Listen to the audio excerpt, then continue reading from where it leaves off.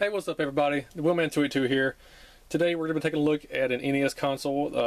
My buddy at work, he got this NES for free. He said he's having some problems with it reading games. I agreed to take a look at it for him, so we'll see what we can do.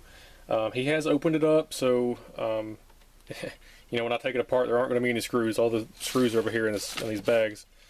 But yeah, so he's already taken it apart. On the 72-pin connector on the motherboard, he's noticed some corrosion on the pins, so we're going to have to take a look at that. And there might be some other problems too that we need to address. So yeah, this isn't going to be really formal, kind of like my other videos. I'm just going to kind of wing it. So I'm just going to kind of go through the process of tearing it down, testing it, troubleshooting it, and we'll see what we can do for him. So let's take a look. So real quickly, I'm just going to test a game. I just want to see what's going on with it. So I've got some Castlevania here. Let's pop this guy in, and we'll see what happens.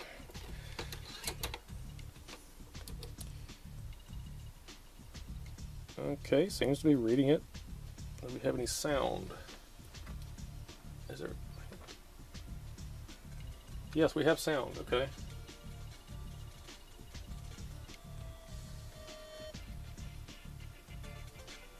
Okay.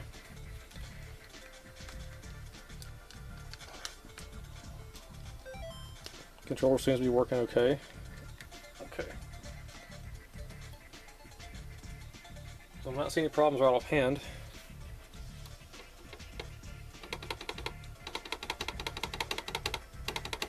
Wow, the game's not even freezing. As far as I can tell. Yeah, okay. Well, my goodness, what's wrong with this thing? Thomas, have you lied to me, buddy? I don't know. Let's try this again. Kind of look like a fool now.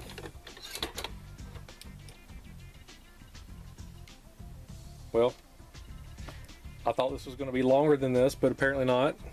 Excuse me. There we go. Okay. Well, it finally froze. My goodness. Okay. Well. Okay. It seems to be working better than I expected. So that's good. At least for him. Now he said he did put a new 72-pin connector in it. He said the one in it was worn out, so he replaced it. Maybe that's why it's working. I don't know. But he did take the when he replaced the connector, he said that he did notice some corrosion on the pins on the motherboard. So we're going to take a look at that. And while I'm in there, I'm going to take a look at a few other things as well, because you never know. So yeah, let's go ahead and take it apart, and we'll see what's in there.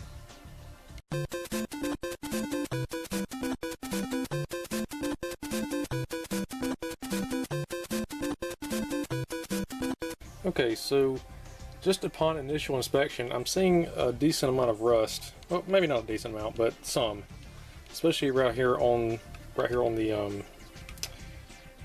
RF box thing back here. This whatever that unit's called. On the top side, I don't really see anything wrong. I mean, it looks pretty clean. Maybe a little bit dusty, but big deal. Right offhand, I am noticing there's some corrosion right here on on the expansion port pins on the bottom, and there's looks like possibly a power trace right there above it. It's got some corrosion, so we'll have to repair that trace. Probably don't necessarily need to replace or repair the tracer right on the expansion pin because the expansion port's not used. But I am definitely going to try to fix that pin and clean up the oxidation and corrosion there so it doesn't creep. As generally overall, it's just dusty. Typically what you'd find in an NES. Over here on the RF box, I'm seeing some rust around these solder joints here. There's some rust down here beside the voltage regulator. Just kind of all over the box. I mean, that's kind of not. It's kind of common to see rust. Maybe not to this extent. Some rust there on the channel select switch. It's like it's starting to go inside the box. That's not a good thing.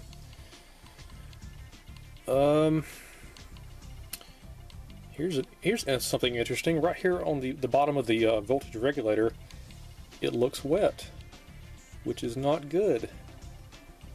I'm going to have to take the cover off of this to do a little bit further inspection. But whenever I see anything wet on a board, I attribute it to a capacitor, which is right there above right there beside the voltage regulator. So we might have a failing capacitor in this, guys. Might have to replace that one as well. So let me get a flashlight and look down in there. Looks pretty crusty. At least on this side it looks crusty. On this side it looks okay. It's kind of hard to see. It looks, doesn't look, I don't know, it's dusty for sure, but I can't tell without taking it apart. So yeah, I'm gonna have to take that out, or excuse me, take the box apart. I'll probably have to take this entire unit off the board. I'll probably have to desolder it to get the thing out. Let's take off this 72 pin connector here.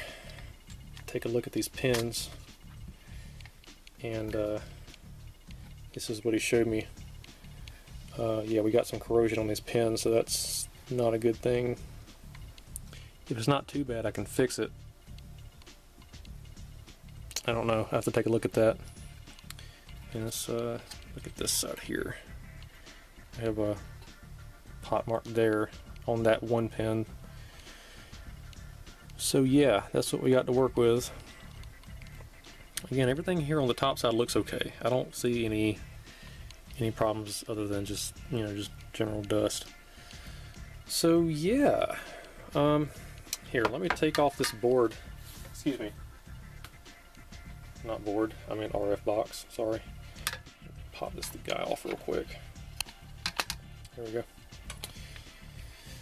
Okay, let's take a look. Oh my goodness. Do you see what I see? 'Cause I see corrosion. It's I see a lot of corrosion right here on this capacitor, the surface mount, and just all over this area generally. It looks wet, and it's starting to eat away at these traces. Not good. Yeah, not good. I don't even know if I can solder to those pads. I might have to scrape some of that trace, some of the masking off the trace to solder to that. Yikes. And that is, so again, that's right beside the voltage regulator here, and which is also right there below the cap. I'm going to go out on a branch and say that cap is leaking. So the voltage, I mean, excuse me, wow. The damage doesn't look too extensive. I might be able to fix that, but we'll have to see. So yeah, we're gonna have to take a look at that too. This box is definitely gonna have to come off, and yeah, I'm gonna have to desolder all this to get the box off, and we'll have to take a look at that, because that's that is a disaster waiting to happen, guys. Cannot live with that. Don't see any other problems here in the box. All looks okay. So yeah, more problems than I thought. So yeah, we've got to fix this. Definitely, that is an absolute must. We must fix that. I'm gonna try to, if I can, I'll repair these pins with maybe some solder, or I have to come up with something, some sort of ingenuitive way to fix that. And we have some corrosion right here on the expansion port and this power trace. Let's see, what's that go to? Let's see what that is. Oh, it goes to a capacitor on the front side. Okay. Yeah. Okay. Well, let me whip out the desoldering station and we'll have a crack at this.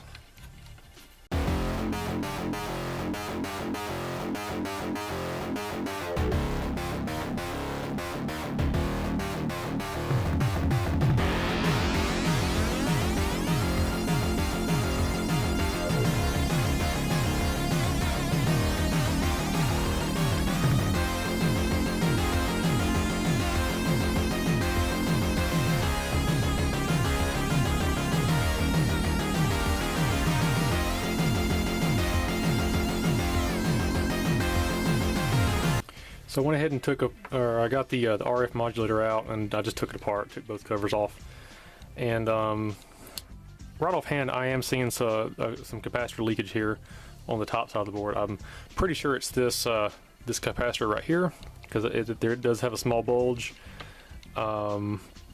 It's that we know for sure that's the culprit. The other two, I don't know. They don't seem to be bulging, but I'm just going to go ahead and replace. Looks like there's 5 caps in there. Yeah, looks like there's 5 caps in there total.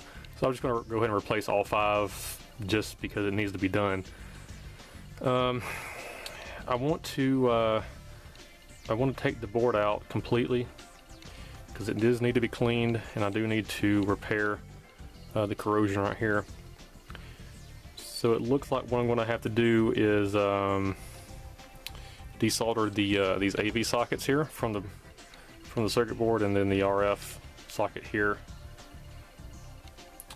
because that seems to be the only thing that's connecting the case itself to the circuit board. The switch I don't think will be a problem. The power connector should also not be a problem. So yeah, I want to get the board out just so I can work on it. It's just easier if you just take the board out. Oh, and it looks like I'll have to desolder some of these grounding solder joints here on the side. Yeah, I could probably replace the caps without taking the board out, but I think it'd just be a pain in the butt. I mean, and it needs to be cleaned anyway. It's rusty. I mean, I'm going to take this out to a bench grinder and brush the rust off. Yeah, it just needs to be done right. I'm not gonna skimp and take the easy way out. I'm just gonna do it right first time. So yeah, I'm gonna go ahead and get started cleaning all this stuff up and try to get the board out, and then we'll go ahead and replace those caps. So I went ahead and got the board out. Just took it out, and I went ahead and removed the caps here, so you can see all these old nasty caps have been removed. So yeah, they were definitely leaking all over the board here. I had to do some pretty extensive cleanup here. On the circuit board side, it's not terrible. I was able to get it cleaned up pretty well, and there's not too much going on here, or too much wrong. I saved it pretty well.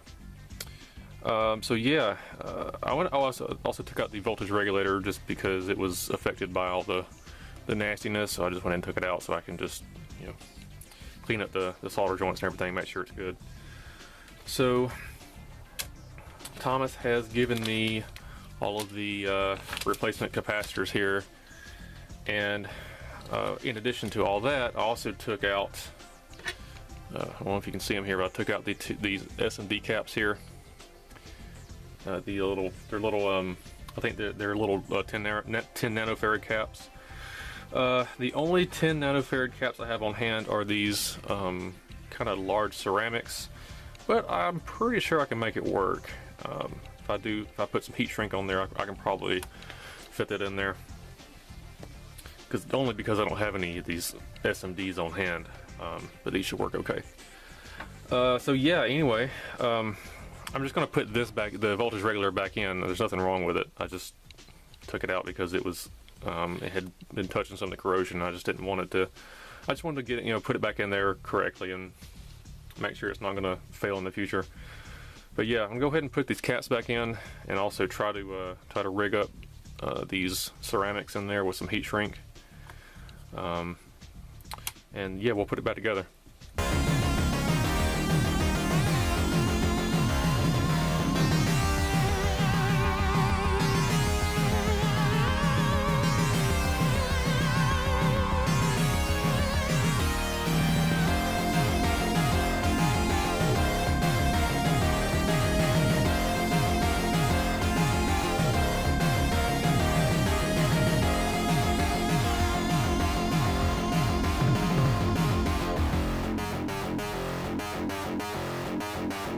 Okay, so I got the power board all finished up here. Got the capacitors installed. I went ahead and reinstalled the voltage regulator as well. Here on the bottom side, you can see I did install the two 10 nanofarad capacitors there. So these are the replacements for the surface mounts that were all corroded and stuff. So admittedly, this is not the most elegant solution. You know, getting surface mounts, installing those would look nicer, but I don't feel like waiting, you know, 3 months on the slow boat from China. So I just kind of worked with what I had on hand. So, you know, had these and installed them. You know, no big deal. It is kind of, you know, low profile, should fit fine. I installed this heat shrink on this one just to keep it from shorting out on any other components, and yeah, should work fine. So yeah, we're done with the power board. I'm going to go ahead and install that back in its box and get that soldered all back in. And then next we're going to solder the capacitors back into the motherboard. That's part of the cap kit as well. Maybe doesn't really need it, but you know, while we're in here, may as well do it anyway, just as preventative maintenance. So yeah, we'll do that next. Alright, I just finished up recapping the motherboard here, so I just went ahead and installed those 3 capacitors there. That's really all there was on this model board. So now we need to move on to fixing the traces on the bottom. So I've kind of marked this out for us. If I can get the glare out of here, you can see that we've got 4 main problem areas. I've just got an arrow pointing here to them. So let's try to get a better look at this. We've got we've got a power trace right here. It's got some corrosion, and also right here on the expansion port on the bottom of the NES, maybe a couple of these points are corroded here. Right here we've got, looks like we got this point here is corroded, and maybe the beginning of the trace is starting to corrode, possibly. And then down here we've got this trace right here is corroded, and also the same deal right here, another corroded trace. Can't really find any other problems on the board. If I do, I'll let you know, and we'll fix that as well. But I went over it pretty thoroughly, and I couldn't find any other corrosion issues. So yeah, what I'm going to do. So the idea here is to stop the corrosion, or what if there's any kind of, like, I don't know, whatever catalyst is on the board causing the corrosion. We want to get rid of that first. We don't want any of that creeping over to other traces and causing problems. So we want to get rid of that first, and then I'll go back and fix these solder points. I'll put some fresh solder on those, and we'll repair any traces as needed. I mean, overall this should be pretty easy. It's pretty straightforward. So yeah.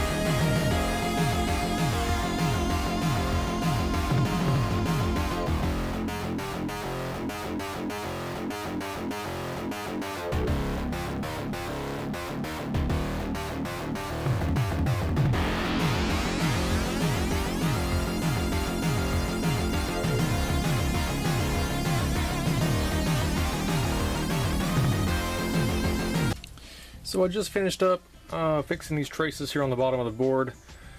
There are a couple of these 2 red wires here. These are for the power traces. I didn't notice this earlier, but I found a bad spot right here on this tray, so I went ahead and fixed that. And then this one's pretty bad right here, so I just fixed that one. blue ones are all signal traces. Tested continuity between everything. Everything seems to be okay, so I think we're good on that part.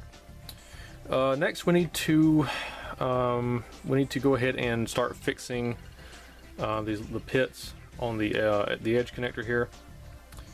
I already fixed this one here on the top side. It was just this one, and you can see that right here. We have the one. This was it's a different color now. So this one actually wasn't too bad. It did have some corrosion on the pin, so I just took some tweezers and just gently scraped the corrosion off, trying my best not to get down to the fiberglass beneath. It turned out pretty well. It was, I think it's like there's a copper layer with a tin layer on top of that, and I got down to the copper, and I was able to get it fixed. So I did this one off camera just to kind of get a feel for how this is going to go. This isn't always foolproof, I guess. It's not always the easiest thing to do.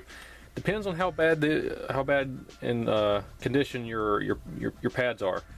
If the pads are in fairly decent condition and they're repairable, this isn't too difficult. I don't think I've ever seen a pad where it's been corroded or eaten away all the way down to the fiberglass. I don't think I've ever seen one that bad.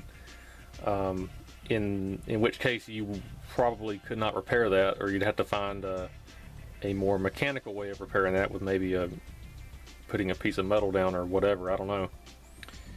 That would be interesting. But yeah, this one wasn't too bad. I went ahead and fixed that one. So I want to give a word of caution when you do this, or if you have to do this. Fixing these pads is delicate work, and you really should pay attention to what you're doing. Heat here is your enemy. You do not want to put a lot of heat on these fingers, because they will lift easily. It's not hard to take these off. I'm running my soldering iron at about 550 degrees Fahrenheit. I don't know what that converts to in centigrade. Do it yourself on Google. But that's about the lowest I can go and still get a decent heat transfer on these fingers. And so yeah, when repairing any kind of edge connector like this, heat is your enemy. You want to use the lowest heat you can go with. So with that out of the way, we're going to flip this guy over, and we're going to work on the opposite side here. So I do see some corrosion. It's hard to tell on camera, I know, but there is some corrosion going on here. So we've got some major corrosion right there. Just some little tiny patches along here. It's not too terrible, and then we get over here and we got maybe 3 or 4 major fingers that need some attention, and maybe this one over here on the end needs a little bit of attention. It's got a little spot there. So what I'm going to do, I'm going to try to get zoomed in as close as I can and just kind of show you my method for doing this. Again, my method's probably not your method, and that's fine. I mean, as long as it works and as long as you can get it fixed and it functioned properly and you didn't destroy it and it looks professional, that's really all that matters. I'm just kind of showing you guys how I do it. So yeah, let's jump into it, guys. So I'm going to go ahead and attempt to fix this pad here on camera and just kind of show you my method, and then I'll go ahead and fix the rest of them off camera. So what I'm going to do, I'm just going to take these tweezers here. They're nice and pointy, and they're stiff. You could use maybe a small screwdriver or whatever, just something that's precise and you can get in there and kind of do some scraping. So this is just kind of tedious work, but you kind of get the idea.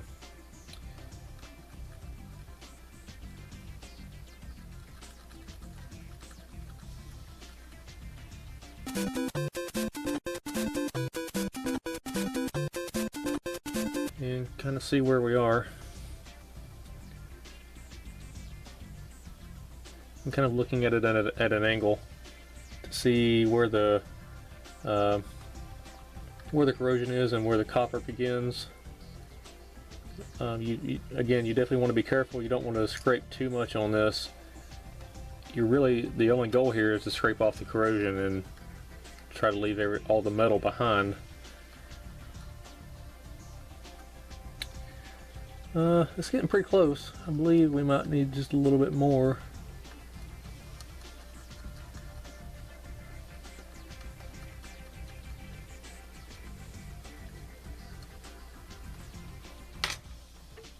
Okay, I hadn't quite gotten it. I had to take a closer look, but we are down to some copper now, so that's about where I want to stop.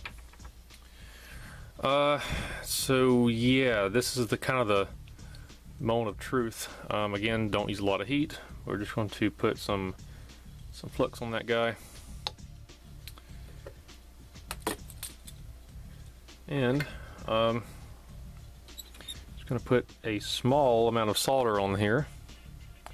Does not take much because, you know, we're not trying to get a bulge here. We're just trying to, you know, make it flat, make a flat pin. All right. Now, if you get too much solder on here, I mean, it's okay.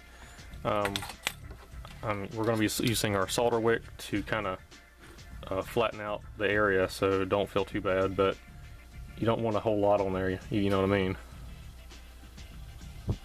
Turn this around a little bit so I can get to it better.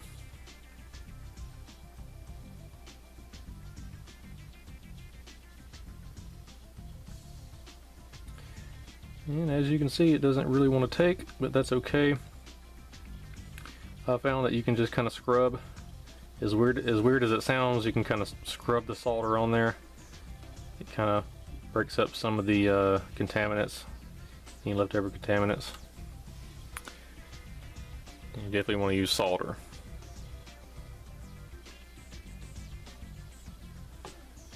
Excuse me, flux. I don't know why I said solder. Sorry about that. So with flux, it's taking it a little bit better, and just kind of have to keep doing this until you can kind of get the solder worked in there the best you can.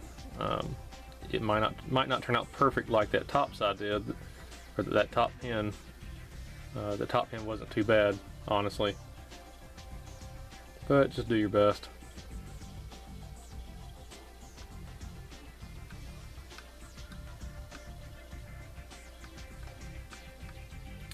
Okay, that right there is not too bad.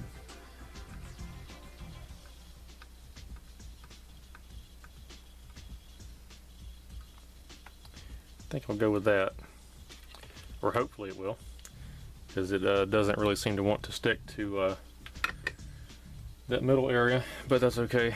We'll work with it. I'm just going to get my braid ready here.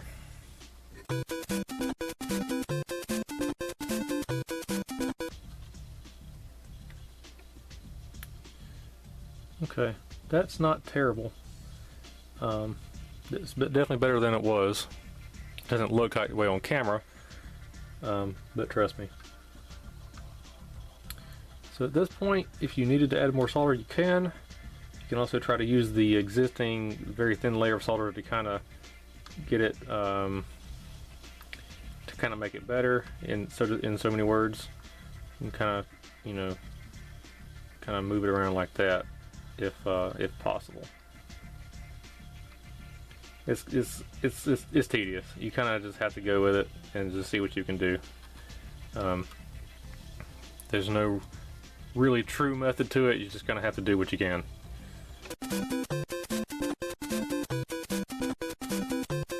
Okay, okay, you kind of get the idea. This is probably going to take longer than I had anticipated, but you kind of get the idea. You can kind of see the hole in the middle starting to shrink. So I'm just going to keep working on this and try to get the hole to go away the best I can. And I'll just go ahead and do the rest of the pins while I'm here. And at that point, we'll just go ahead and put the NES back together. I got to solder the RF box back in. I haven't done that yet. But yeah, it's coming along, guys. I'll see you on the other side. All right, so I just finished up fixing the edge connector here. As you can see, I've repaired all these pins, and see if I get this in focus here. You can kind of see what I did.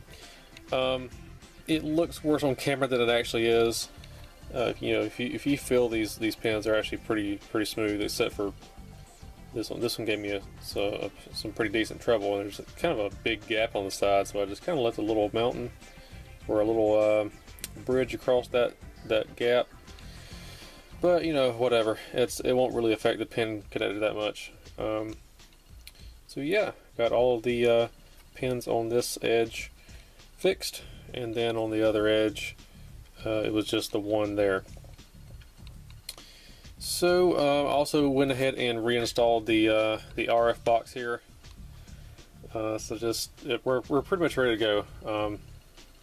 So I just need to test it real quick. I'm just going to kind of ghetto test it. I'm just going to keep it out of the case and just kind of, you know, put the I don't know what you call it, the carriage or whatever here on top, and we'll go ahead and test it real quick. So I got the NES hooked back up now. Not the controllers, just really the power switch here. So yeah, let's just go ahead and test it real quick. Just want to see what happens. I mean, it should work. Did everything by the book. So let's just test it out real quick. There is our Castlevania screen. Excellent. Let's see, will it demo? It does. Okay. Might still be having some issues with video. I'm trying to make it crash, and it's kind of artifacting a little bit, but it's not really crashing. I guess you could call that acceptable on the NES, you know. I don't know what would happen. I just reseated the cartridge.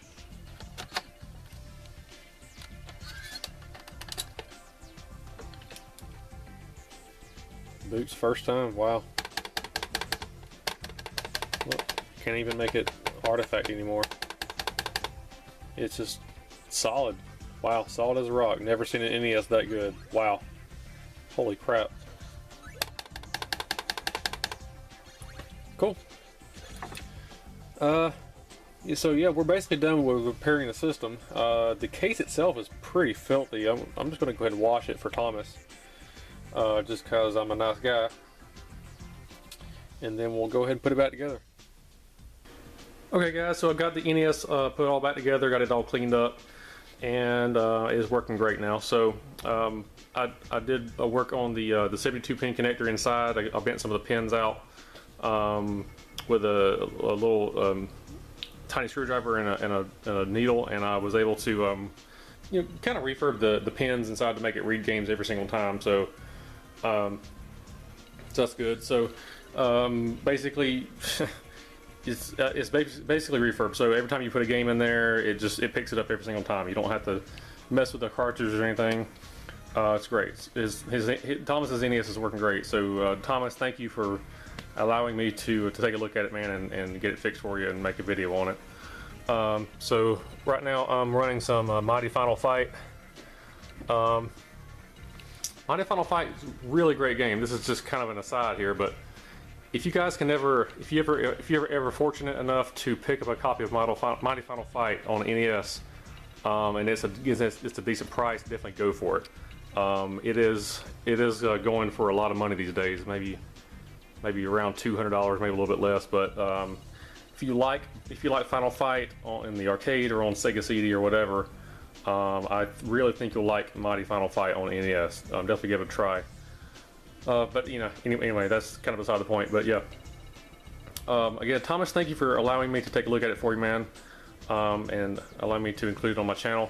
In the meantime, guys, I hope you guys learned something. I hope you found this useful. And in the meantime, take care.